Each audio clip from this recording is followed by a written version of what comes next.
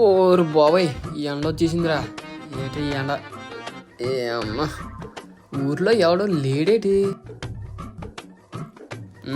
ఏం సుజాత, ఏం చేస్తున్నావు? మీ ఆయన పెనికెళ్ళాడా? దుర్గమాయాలు వచ్చి 6 గంటల పైన ఉందని చెప్పి అందరినీ తీసుకుపోయారు. అలా జరిగిందా? సరే సరే. ఇంటికి ఏనుకొచ్చో చెప్పు, అలా నించొని చూస్తున్నావు. ఏం కూర ఉండవు ఏంటి? చేపలు ఉండాను. సరే మరి కొత్త కూర అట్టుకొచ్చే. ఏటి నేను కూరట్టుకో ఇంటికి రావాలా? అది కదే బాబు, ఏదో కొత్త కూర ఉండవు కదా, కొత్త పిల్లలతో పంపిస్తాం అనేసి అడుగుతున్నాను అంతే. సరేలే పంపిస్తాను. సరే. అనిత, మీ ఆయన కూడా పెనికిపోయాడా? పొద్దున్న ఎప్పుడు 6 గంటలకే పోయాడు పనికి.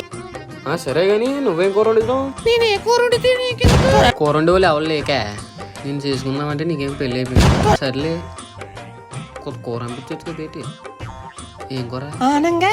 ఏంటి అనంగయ్యా? అనిపించే ఏంటి అనిపించే. ఇల్లు ఒకటి జారిపోతుంది.